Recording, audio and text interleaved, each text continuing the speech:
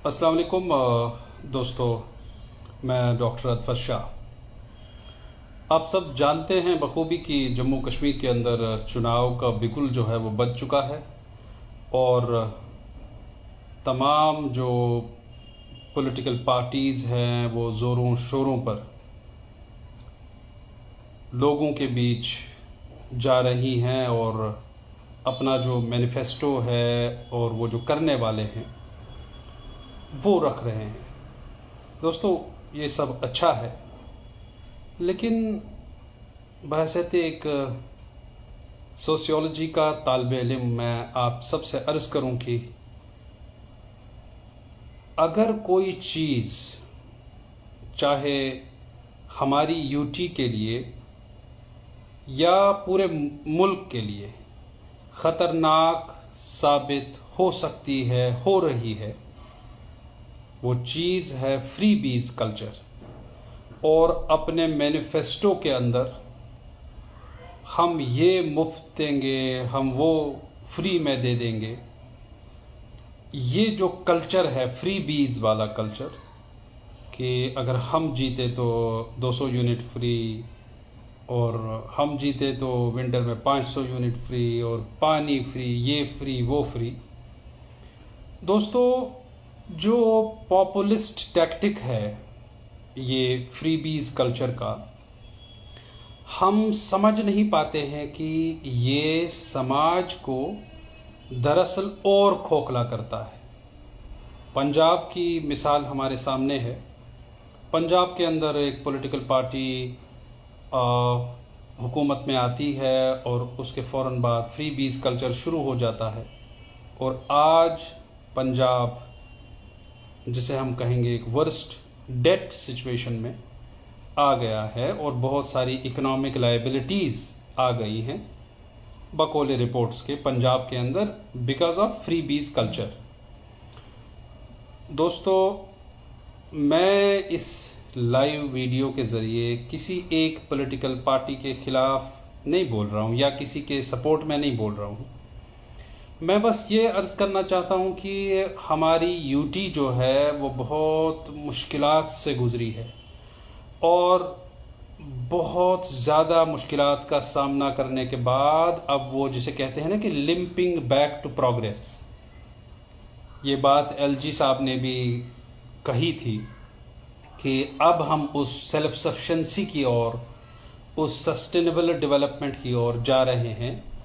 लिहाजा जम्मू कश्मीर की इकॉनमी पे फ्री बीज कल्चर जो है वो ऐसा बोझ डाल सकता है जब नई हुकूमत चाहे किसी भी पार्टी की और अलायंस की वजूद में आएगी, तो फ्री बीज के वादे मत करिए, क्योंकि आप इससे क्या कर रहे हैं, आप एक पेट्रोनेज पॉलिटिक्स की नींव डाल रहे हैं जहां पे लीडर जवाबदेह नहीं है डेवलपमेंट के लिए, जहां पे एक जैसे कहेंगे ना एक क्लाइंट और एक पेट्रन के बीच में क्लाइंट पेट्रन रिलेशनशिप बन रही है।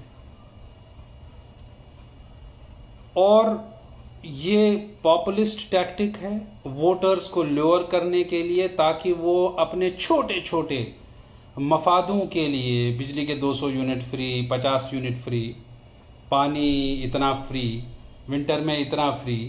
दोस्तों, इस चक्कर में स्टेट का, यूटी का, हमारे अपने इलाके का बड़ा नुकसान हो जाएगा इन द लॉन्ग रन। क्योंकि आप लोग जानते हैं कि अगर एक तरफ से आपको सरकारी खजाने से कोई रियायत मिलती है, चाहे बिजली के 200 यूनिट फ्री, तो स्टेट को तो पैसा निकालना है, सरकारी ट्रेजरी में तो पैसा आना है कहीं ना कहीं से, वो इन्फ्लेशन के थ्रू आएगा वो, या अगर नहीं आया तो इकोनॉमिक इंस्टेबिलिटी क्रिएट करेगा।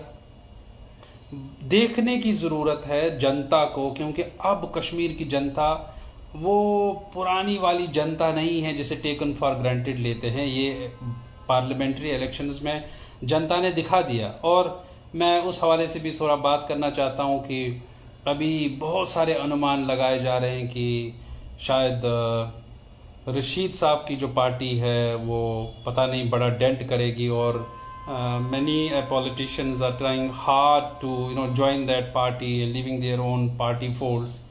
और they are jumping that Rashid साहब की पार्टी जो है स्वीप करेगी। As a student of sociology, एक सोशियोलॉजी का अदना स्टूडेंट होने के नाते मैं ये कहूँगा कि पार्लियामेंट्री इलेक्शन का नेचर अलग है और स्टेट असेंबली के जो इलेक्शंस हैं अलग हैं, और इसमें मुझे नहीं लगता कि AIP उतना डेंट करेगी बाकी पॉलिटिकल पार्टीज का, क्योंकि यहाँ मुद्दे अलग हैं, यहाँ चर्चा अलग है, यहाँ डिबेट अलग है compare to the parliamentary ones. खैर, मैं अर्ज कर रहा था फ्री बीज कल्चर को लेकर कि किस तरीके से कश्मीर के अंदर कई सारी एक पॉलिटिकल पार्टीज का जो मैनिफेस्टो है वो जब सामने आया तो उसमें ये देंगे फ्री, वो देंगे फ्री, जो दिल्ली में शुरू किया था एक ज़माने में, आप जानते हैं कौन सी पार्टी ने। तो शॉर्ट टर्म बेनिफिट्स जो हैं दोस्तों, ये short term benefits long term नुकसान करते हैं, और ये जो तंग नज़रिया है कि मुझे मेरा इंडिविजुअलिस्टिक फ़ायदा मिले, मेरे 200 यूनिट माफ, स्टेट का जो हो सो हो, यूटी का जो हो सो हो, यूटी और कर्जे में डूबे, मुझे कोई लेना देना नहीं। ये इंडिविजुअलिस्टिक है, ये पॉलिटिकल पेट्रोनेज करवा रही है, ये ल्योअर करना है वोटर को कि वो स्ट्रक्चरल इश्यूज भूल जाए कश्मीर के अंदर, वो उस कल्चर ऑफ डिपेंडेंसी की ओर ज्यादा जाए और वो असली मुद्दे भूल जाए, वो असली कंसर्न्स जम्मू एंड कश्मीर लोगों के जो अवाम के जो कंसर्न्स है वो कंसर्न्स भूल के बिजली के पीछे पड़ जाए कि हाय मेरे 200 यूनिट। आप बखूबी समझ पा रहे हैं कि जो फ्री बीज कल्चर है ये एक सेंस ऑफ एंटाइटलमेंट क्रिएट करता है, जिसमें यह है कि नेता कब जीत जाए और कब मैं पहुंचूं अपने 200 यूनिट फ्री करवाने। इससे समाज का भला नहीं होगा। मैं आपसे कह चुका हूं कि अगर आपकी बिजली में 200 यूनिट जो हैं वो माफ हो गए तो यहां से जो इन्फ्लेशन है सरकारी खजाने को तो वसूल करना है। आपसे एक तरफ से आपको फ्री कहा जाएगा, दूसरी तरफ से आपसे वापस लिया जाएगा। मैं शॉर्ट टर्म बेनिफिट्स के चक्कर में लॉन्ग टर्म नुकसान नहीं होना चाहिए। और दोस्तों, जो इससे क्या होता है जब आप फ्री बीज कल्चर क्रिएट करते हैं, आप एक पेट्रोनेज पॉलिटिक्स क्रिएट करते हैं, आप पॉपुलिस्ट एक ऐसा tactic in the name of free बीज कल्चर क्रिएट करते हैं। आप शॉर्ट टर्म में बस ये करना चाहते हैं कि लोग स्ट्रक्चरल ग्रोथ भूल जाएं, सस्टेनेबल ग्रोथ भूल जाएं, लोग कश्मीर पावर के जनरेशन के बारे में ना सोचें, लोग प्रोग्रेस के बारे में ना सोचें, और लोग पीछे पड़ जाएं अपने इंडिविजुअल मफादों के पीछे कि मेरे 200 यूनिट और मेरा फ्री पानी, इसमें ये मेरा है। जबकि ये जो इलाका है जम्मू कश्मीर, वहां पे पावर क्रिएशन पे, क्योंकि अभी जो हमारा क्रिएशन है क्या वो सफिशिएंट है? अगर वो सफिशिएंट है तो उसके जो इश्यूज हैं सप्लाई के, वो इश्यूज सॉल्व करने की जरूरत है, ना कि आपका मुंह बंद करा दिया आपके 200 यूनिट से। जो सरकार वजूद में आनी है, जो वजूद में आएगी, उसके लिए दोस्तों जरूरी है कि रिसोर्स मिस एलोकेशन को वो रोके। उनका जो बजट हो, उनकी जो एलोकेशन हो, वो स्ट्रक्चरल इश्यूज की ओर हो, वो रिसोर्सेज को ऐसी चीजों में डाइवर्ट ना करें कि लोगों के असली जो मसले हैं वो सारे इसी बिजली में जम हो जाएं। बिजली एक बहुत बड़ा मसला है। मैं बिजली की मिसाल दे रहा हूं। मैं ये नहीं कह रहा हूं कि लोगों का जो बिजली का फीस है, जो जिसमें काफी इजाफा हुआ है और बदतदरीज इजाफा हुआ है और बार बार इजाफा हुआ है, मीटर्ड नॉन मीटर्ड के अलग इश्यूज हैं, उन्हें सॉल्व नहीं करना चाहिए, ये मैं नहीं कह रहा हूं। मुद्दा है क्या वहां की बिजली का सलूशन सिर्फ आपके 200 यूनिट फ्री करना है? बिल्कुल नहीं। अगर आपके 200 यूनिट फ्री हो गए मतलब आप चुप हो गए। अब आप बिजली के क्रिएशन पे, अब आप सोलर एनर्जी पे, अब आप हाइड्रो इलेक्ट्रिक पावर की क्रिएशन पे सवाल नहीं उठाएंगे। आप पूछेंगे नहीं क्योंकि आपको मिल गया अपने 200 यूनिट। मसला वो है दोस्तों, मैं अर्ज कर रहा हूं कि जो लैक ऑफ ट्रांसपेरेंसी और अकाउंटेबिलिटी हम पहले भी देख चुके हैं। अभी तो एलजी राज में काफ़ी अच्छा हो गया था अकाउंटेबिलिटी, चाहे वो सरकारी कामकाज हो या बाकी कामकाज हो, सड़कें हो, बाकी चीज़ हो। लेकिन पहले तो आप जानते हैं ना क्या हुआ है। तो अकाउंटेबल सरकारें रहे, और सरकारें तब अकाउंटेबल रहेंगी जब दोस्तों वो रियल इश्यूज पे उनको जिम्मेदार ठहराया जाएगा, ना कि फ्रीबीज कल्चर पे। और एक ऐसा जिसे कहेंगे ना कि एक स्टेट की दोस्तों एक फिस्कल रिस्पॉन्सिबिलिटी होती है।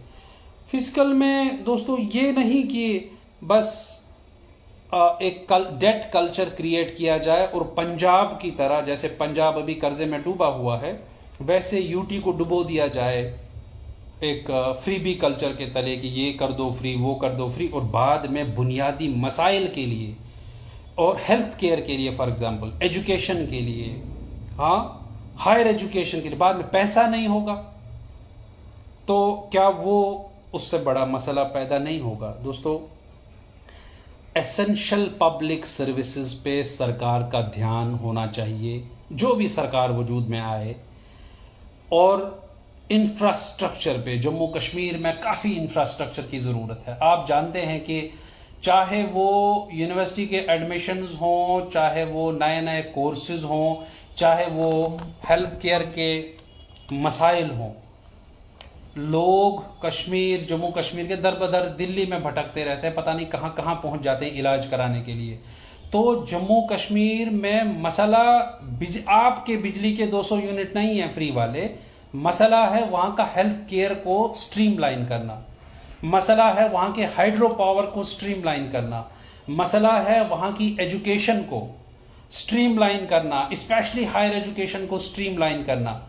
अभी आपने हाल ही में देखा एक पीएचडी डॉक्टरेट जो स्कॉलर है वो ठेला लगाया है उसने शुपाया के मार्केट में, और हमारे पॉलिटिशियंस बदकिस्मती से उसे जस्टिफाई कर रहे हैं, ना कि कोई रास्ता बता रहा है कि एक स्कॉलर जो है वो ड्राई फ्रूट बेच रहा है मार्केट में। लोग कह रहे हैं अरे मैं तो बहुत खुश हूं, ये इससे हमारे जवानों को सलाम, ये और वो ये भूल जाते हैं कि जो 6 साल 7 साल की रिसर्च होती है वो ड्राई फ्रूट बेचने के लिए उसने नहीं की है। ही deserves N honourable place in society, doctorate है। तो हम क्या जस्टिफाई कर रहे हैं? बेरोजगारी कितना बड़ा मुद्दा है। तो कल इसी बेरोजगारी को टैकल करने के लिए जब फ्रीबीज कल्चर में पैसा चला जाएगा, क्योंकि वादा तो कर चुके आप 500 यूनिट देंगे, 500 यूनिट माफ करते करते सारा खजाना खाली हो जाएगा, आप तनख्वाहें कैसे देंगे? और ये कॉन्ट्रैक्चुअल्स जो एक बहुत बड़ा मुद्दा है, जो जिनको 9,000 तक रिड्यूस किया गया है, अभी वो डे लेबर की तरह यूज किया जा रहा है, उनके मसाइल कैसे हल होंगे? उन्हें 28,000 से आप 57,500 तक कैसे ले पाएंगे जब आप फ्रीबीज कल्चर? और लोग बाद में क्या ये रियलाइज नहीं करेंगे कि ऐसी असेंबली से तो एलजी की हुकूमत ही अच्छी थी, क्योंकि कम से कम ये फ्री बीज कल्चर नहीं था और सरकारी एलोकेशन जो था पैसे के लिए, कंस्ट्रक्शन के लिए, इंफ्रास्ट्रक्चर के लिए, हेल्थ के लिए, एजुकेशन के लिए, वो कम से कम इसमें नहीं जा रहा था।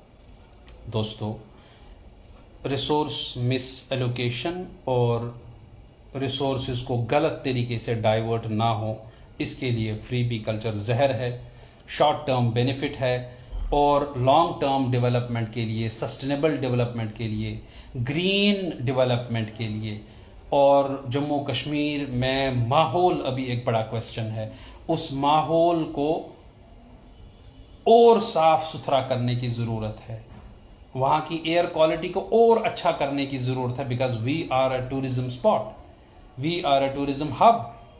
हमें सस्टेनेबल तरीके से इस टूरिज्म को आगे ले जाना है। ना कि इसकी जो पूरी जो शाइन है वादी की, जो ब्यूटी है, वो हम कई सालों में ही खत्म कर दें, बाद में कुछ नहीं रह जाएगा। वहां के पानी को बचाना है, वहां के जंगल्स को बचाना है, उसके लिए रिसोर्सेज चाहिए। तो जम्मू कश्मीर के अवाम से मेरी एक बड़ी मुअद्दिबाना गुजारिश है कि फ्रीबीज कल्चर के चक्कर में ना पड़े, क्योंकि लगेगा आपको फायदा है, लेकिन फायदा है नहीं। और किसी एक फर्द का, किसी एक वर्ग का, किसी एक ग्रुप का, इलाके का फायदा यूटी ऑफ जम्मू कश्मीर का फायदा नहीं है, नुकसान है। और अगर एक तरीके से रिसोर्सेज फ्रीबीज कल्चर में डाइवर्ट हो गए तो आपको नहीं लगता इन्फ्लेशन के थ्रू आपसे वापस ले लेंगे? इकोनॉमिक इंस्टेबिलिटी अगर स्टेट में आ गई तो क्या वो जनता की प्रॉब्लम नहीं है? Because as a conscious citizen, as a sociologist, जब मैं सोच रहा हूं फ्रीबीज कल्चर जो है खराब है, जम्मू कश्मीर के तमाम पढ़े लिखे मुहज्जब समाज को फ्रीबीज कल्चर को जाने देना होगा। इसकी आड़ में, इसके ट्रैप में ना फंसिए, क्योंकि जहां भी फ्रीबीज कल्चर पनप पाया, एज मैं बार बार मिसाल दे रहा हूं पंजाब में, तो वहां स्टेट कर्जे में डूब गई। और हमें अपनी स्टेट से, जगह यूटी से अगर प्यार है, तो ये जो हैंड आउट कल्चर है ना, रादर देन वो जो क्वालिटी गवर्नेंस, जम्मू कश्मीर की आवाम को मित्रों क्वालिटी गवर्नेंस चाहिए, ना कि ये one time to time handouts, political handouts. इससे नेता नेता नहीं रहता, आपका पेट्रन बन जाता है। इससे नेता एक अकाउंटेबल नेता नहीं रहता, बल्कि आपका बॉस बन जाता है, और आप उसके क्लाइंट, आप उसके चमचे, क्योंकि आप इसलिए उसे जितवाना चाहते हैं कि आपके बिजली के 200 यूनिट। मैं बार बार इसी पे आ रहा हूं। और किसी इंडिविजुअल का फायदा, या हम में से कई हजार का, लाखों का इंडिविजुअल फायदा यूटी ऑफ जम्मू कश्मीर का फायदा नहीं है। ये जगह हमारी है, ये जम्मू कश्मीर हमारा है।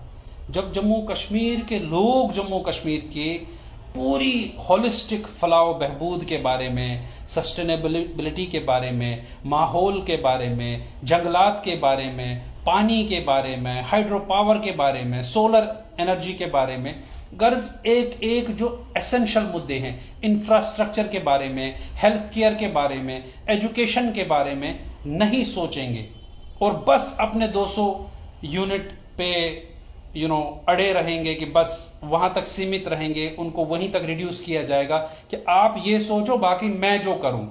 इससे आप नेताजी को आजादी दे रहे हैं। अब वो आपके लिए जवाबदेह नहीं है, अब वो आपका बॉस है, क्योंकि आपको उसके पास एक लालच है। और दोस्तों, ऐसी पॉलिटिक्स ही नहीं होनी चाहिए, ऐसी पॉलिटिक्स ही नहीं करनी चाहिए जिसमें गुड गवर्नेंस, जो मोदी जी बार बार कहते हैं, गुड गवर्नेंस के लिए प्रायोरिटी ना हो, बल्कि हैंड आउट्स देना कि मैं आपको ये दूंगा अगर आपने मुझे बनाया। किसी नेता का इस वक्त चुना जाना वो इस बुनियाद पे, इस बेसिस पे नहीं होना चाहिए कि वो हमें ये देगा।